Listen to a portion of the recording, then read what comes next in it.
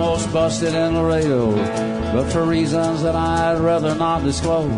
I smoke pot, and I like it a lot. Hi, this is Willie Nelson. I learned a long time ago that marijuana is a lot safer to use than alcohol. There's absolutely nothing wrong with the responsible use of marijuana by adults. It's time we stopped arresting and started respecting responsible marijuana smokers in America. And to learn what you can do to help, please contact NORML at www.norml.org or call toll-free at 888-67-NORML.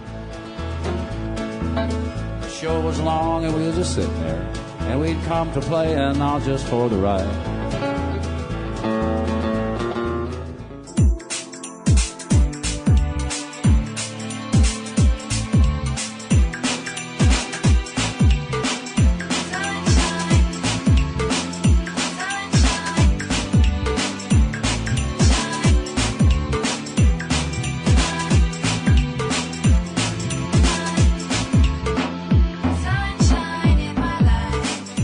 And distributed by the National Organization for the Reform of Marijuana Laws in Washington, D.C. This is your daily audio stash, the growing truth about cannabis. Welcome to the most popular audio podcast regarding marijuana in all of America and all the world, featuring interviews with scientists, politicians, doctors, prohibition policy activists, regular cannabis consumers, musicians, and NORML staff and NORML's board of directors, along with music and comedy no other podcast can offer. You can always find out more about the show at our website, normalaudiostash.com. We're ending marijuana prohibition with education, one listener at a time.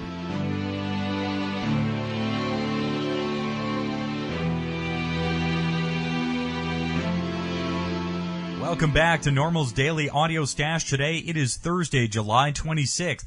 I'm your host, Chris Goldstein. Take a moment to join us at NORML to help end marijuana prohibition in America.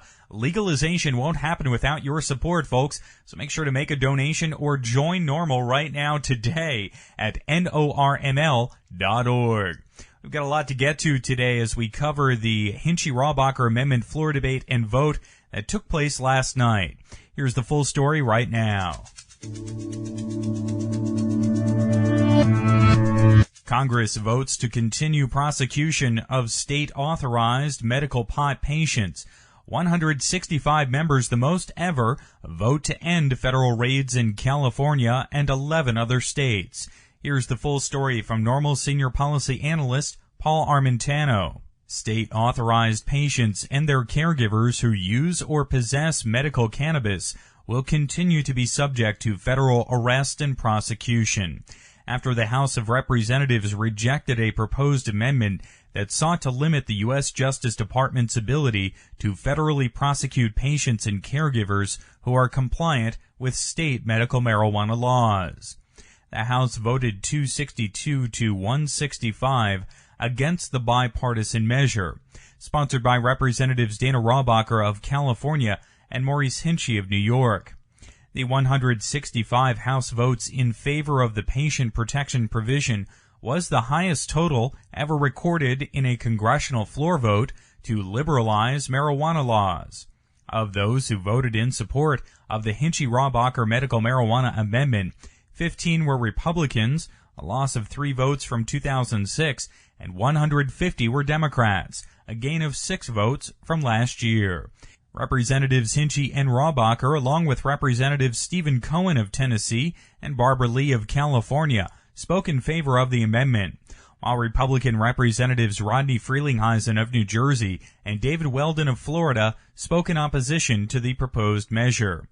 In his testimony before the House, Representative Frelinghuysen reported that he'd recently received a letter from drug czar John Walters, urging him and his colleagues to oppose the Hinchy-Raubacher amendment.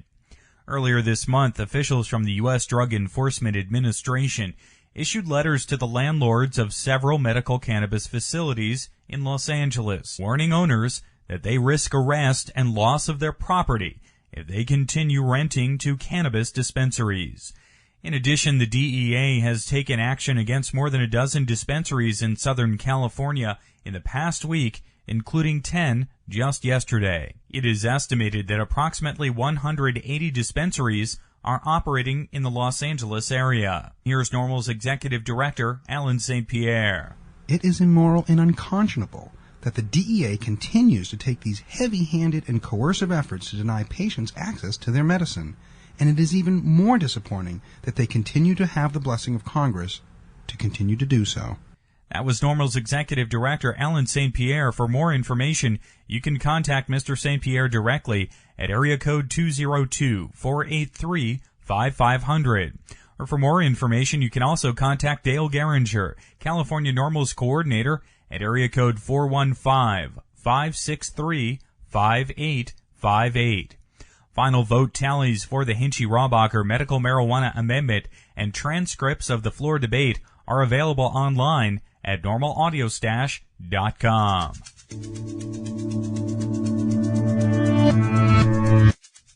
Joining us today for a roundtable discussion of the Hinchy-Robacher vote is Keith Stroup, NORML's founder, Paul Armentano, NORML's senior policy analyst, Chris Hermes, communications director of the group Americans for Safe Access, and Tom Angel, the government relations coordinator at Students for Sensible Drug Policy. I want to welcome all of you here to the program today. Keith, let's start with you. What's your general impression from last night's vote on the amendment? Well, I think it was a real disappointment. Sometimes when you're in the business we're in and we're trying to move public policy along, we tend to hype things, and we're always saying, oh yeah, we think we can win this, or we think we can do something else. I think occasionally we have to stand back and take an honest appraisal, and I don't see any way to evaluate that vote yesterday other than as a significant setback for the movement to legalize marijuana medical marijuana under federal law. The groups, all the various groups that work in trying to legalize medical use spent, I'm sure, hundreds of thousands of dollars, maybe more, trying to get closer to our goal in Congress this year.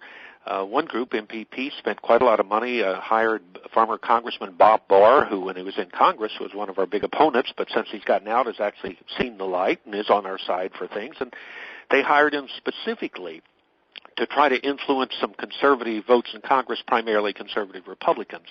Well, unfortunately, at the end of the day, we got 3 fewer Republican votes this year than we got a year ago. So clearly, it is time for us to reevaluate our strategy and I think come up with a new one. Now, Chris Hermes, let me ask what Americans for Safe Access, let me ask what your take on the vote is. We're clearly not surprised given the history of the amendment and its, hovering around the same number of votes for the past few years. However, this year represented a little more interesting ripple in that while the Congress, the U.S. House of Representatives, was voting, there were raids being conducted in Los Angeles around medical marijuana dispensaries, and it's a clear indication that the federal government is doing whatever it can to undermine the state's medical marijuana law. And unfortunately, Congress did not act in the appropriate manner to end those raids. We're hopeful that there will be other ways to have the federal government act in such a way to be in line with the will of the voters. And Chris, let me ask you to comment a bit further about those raids in Los Angeles by the DEA yesterday, because it has made national news. Was there a particular pattern to the raids? There does not seem to be any rhyme or reason to who they're targeting. They are targeting randomly, it appears, and small facilities, large facilities, facilities that operate on a not-for-profit basis, facilities that do actually collect some amount of money as profit. I will point to the fact, though, that the federal government is engaged in a PR campaign right now. They're using the raids and the threats to landlords clearly to intimidate and shut down as many dispensing facilities in the Los Angeles area as possible.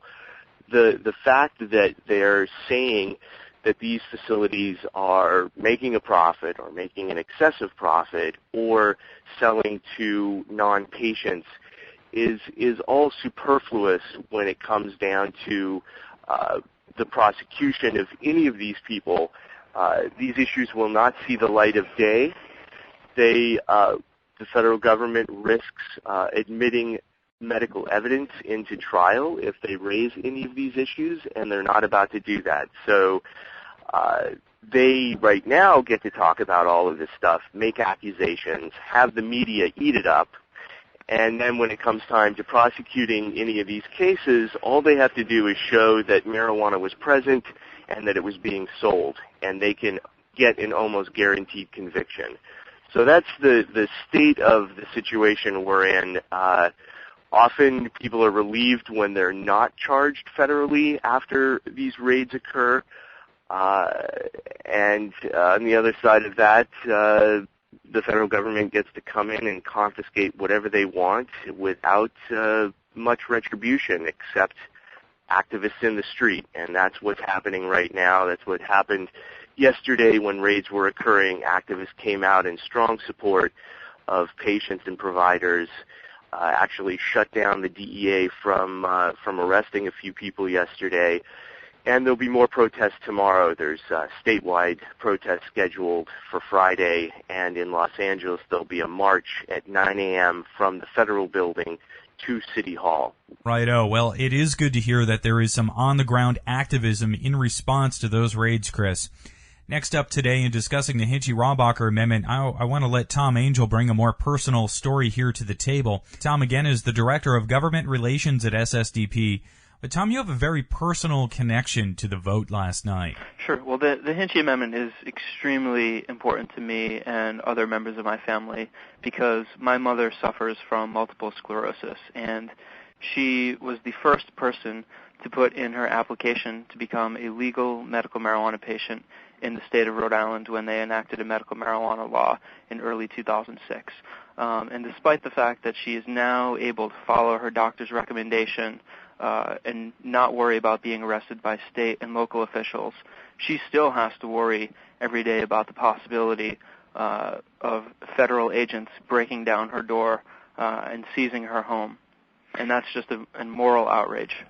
And Tom, does your mom think about all this, that possibility of a federal raid? Does that cause her some stress, do you think? My mom is an incredibly upstanding citizen. She's somebody who, doesn't even like, rolling through a stop sign or speeding while she's driving the road. So, it does give her a lot of pause, the fact that she's breaking federal law every time she follows her doctor's recommendation. And, I think that people like her really deserve the peace of mind to be able to use their medicine and not worry about the fact that they're breaking federal laws or that they could be arrested by federal agents. That's just a heartbreaking situation there, Tom, and a situation I think we can change hopefully sooner rather than later.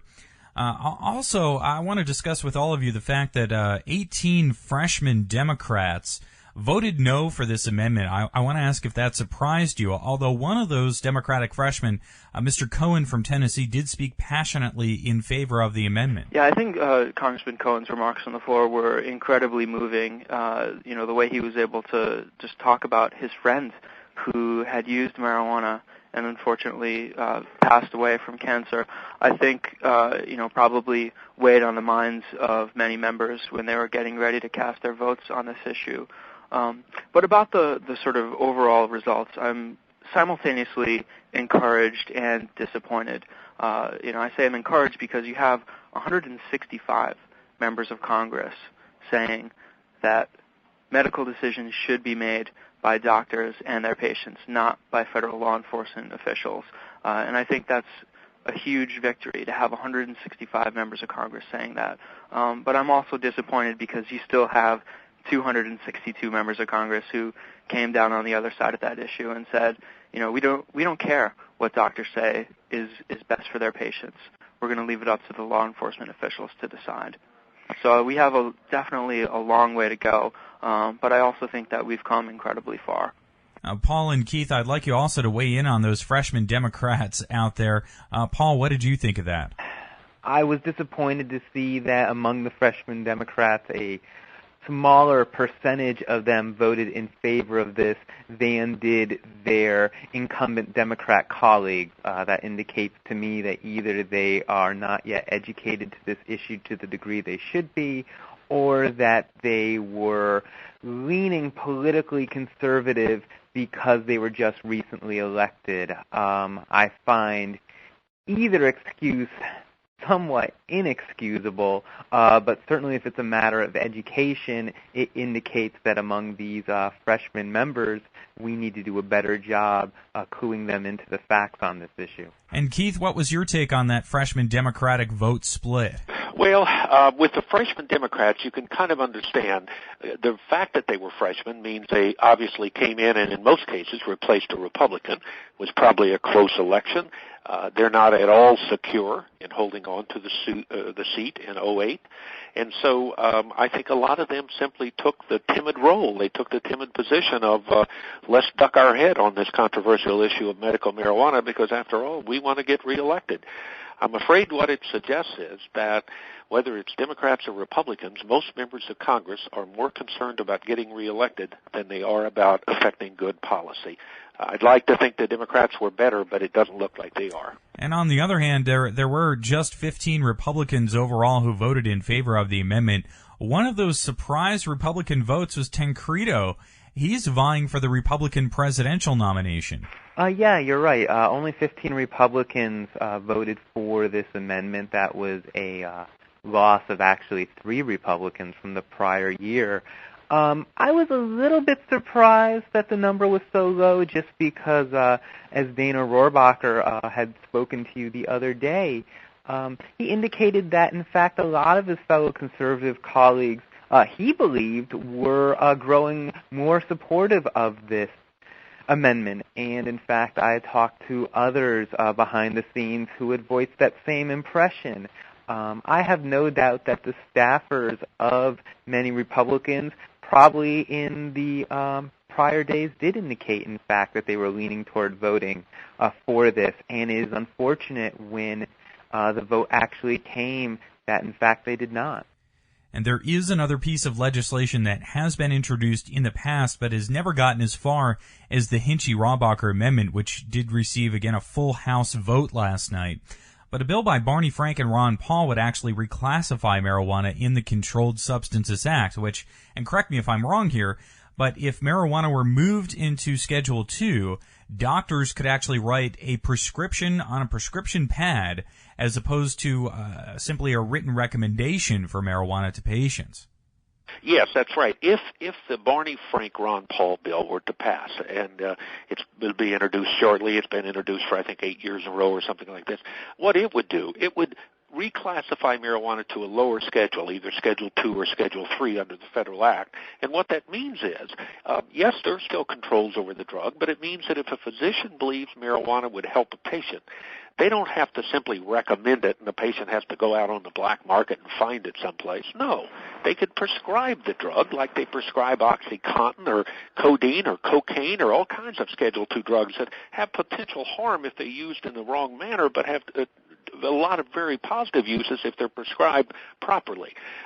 If the Barney Frank Ron Paul bill were to pass, no state would be required to do anything, but states that wanted to would be free to totally legalize marijuana without any interference from the federal government. So that would be a hell of a step forward. But again, I think we need to go further than that. I think we actually need to get to the point where we stop worrying about why someone's using marijuana and simply determine, are they using it responsibly? And if they are, it should be none of the government's business. And Tom, you're the government relations coordinator there at Students for Sensible Drug Policy. Do you think our elected officials are open to broader concepts when it comes to reform? I think we're looking at a few drug policy issues that are looking likely to move this year, including our main issue here at Students for Sensible Drug Policy, which is overturning the law which strips financial aid from college students with drug convictions. We're incredibly hopeful that that penalty is finally going to be repealed this year through the reauthorization of the Higher Education Act. And then you, of course, also have potential movement on eliminating that disparity in sentencing between crack cocaine and powder cocaine offenses. So I think, we're going to continue to see movement on, a lot of these important issues. And, we obviously need to, build the number of members of Congress who are voting the right way. There's still a long way to go, but we are seeing some progress, and, I'm hopeful because of that. And let me ask you, Chris, what does Americans for Safe Access think would be the best way to protect patients on a federal level? Well, I think it'll happen in stages. I think that the Hinchy-Rohrabacher amendment was right on in the sense that we need to get the federal government out of our state and let us implement state law the way we have been for the last 10 years without the help, unfortunately, of the federal government. That goes for the other states that have passed medical marijuana laws as well. Let's stop the Department of Justice from interfering. That can happen through Congress. Unfortunately, they did not act yesterday. That can also happen through the President or through the Attorney General himself if he chose to use the proper discretion in this case and not raid these facilities and leave people alone. The other avenue for change over the near to long term is to develop more avenues of research into this medicine. Cannabis holds an incredible potential for people who have all sorts of maladies.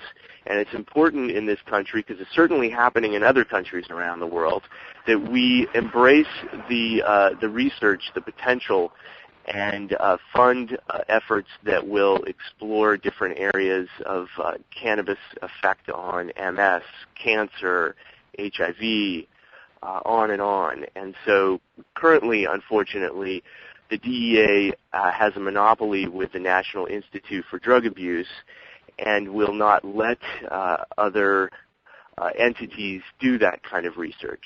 So when we move the blockade against research, then we'll be also on our way to establishing a stronger foothold for medical marijuana in this country.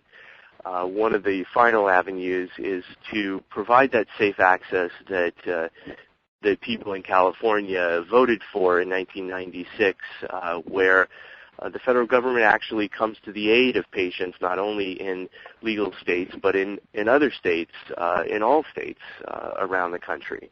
And however that happens will be a good question, but it's something to rally around and fight for. Righto.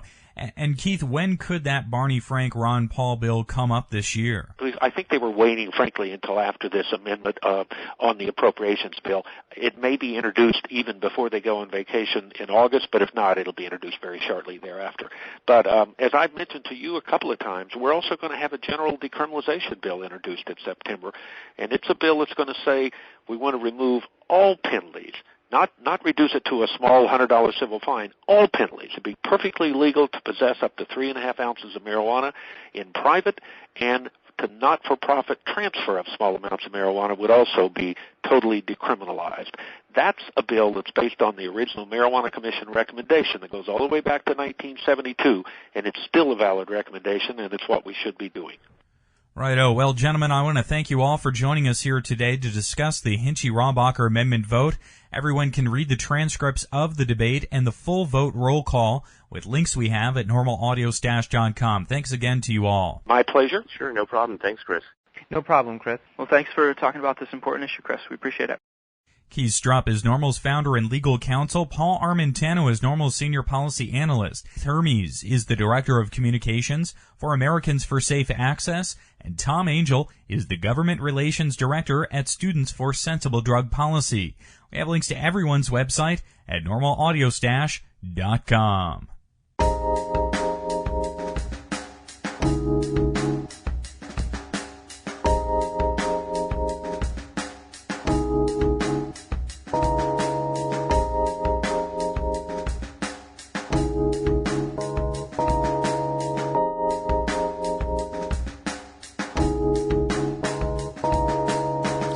So many ways to tell you how I feel.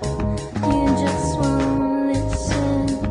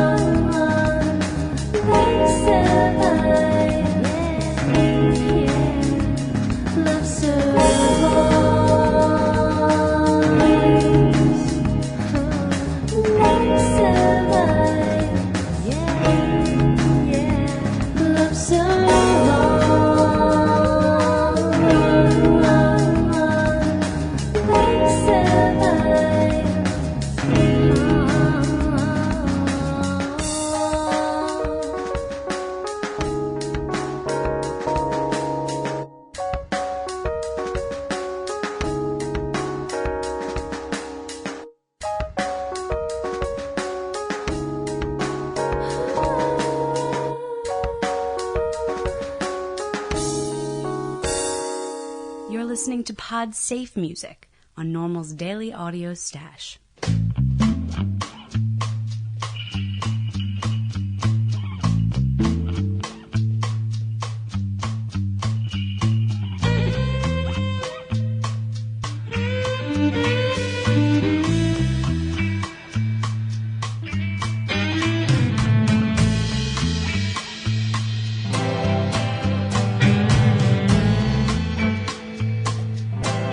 This garden that I built for you, they're just sitting now and here. I will never leave it, dear. I could not bear to return and find it all untended, with the trees all bended low. This garden is a home, dear, and I got nowhere else to go. So bring it on.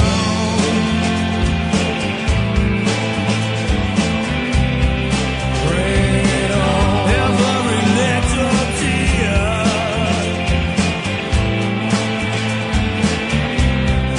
Bring it on. Every useless fear.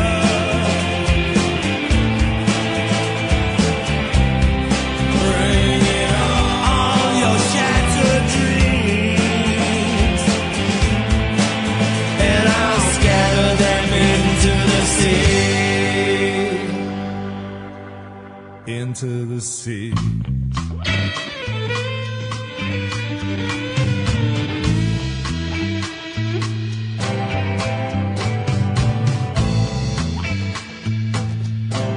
The geraniums on your windowsill, the carnations, dear, and the daffodil. Well, they're ordinary flowers, but they long for the light of your touch and of your trembling will. Ah, you're trembling still, and I'm trembling too. To be perfectly honest, I don't know quite what else to do. So bring it on.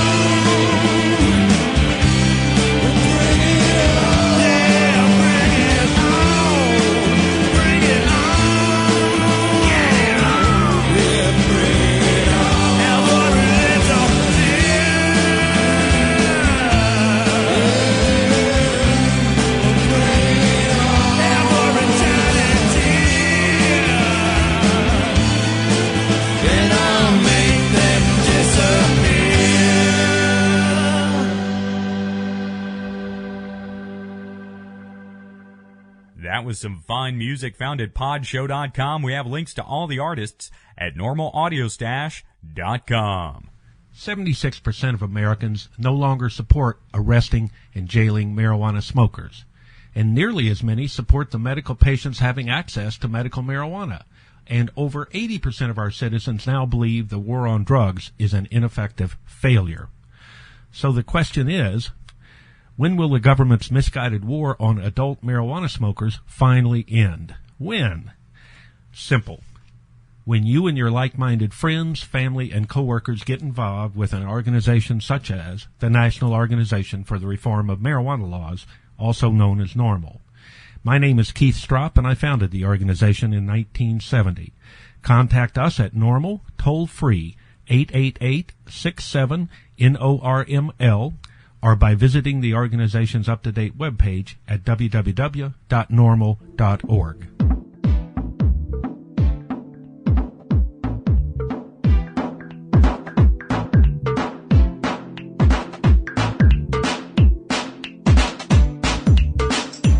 You've been listening to NORML's Daily Audio Stash, the growing truth about cannabis.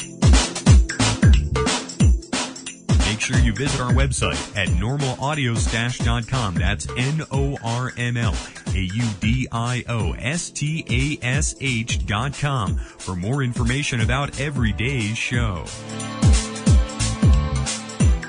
I'm your host, Chris Goldstein. Thanks for listening today. See you at 4:20 tomorrow.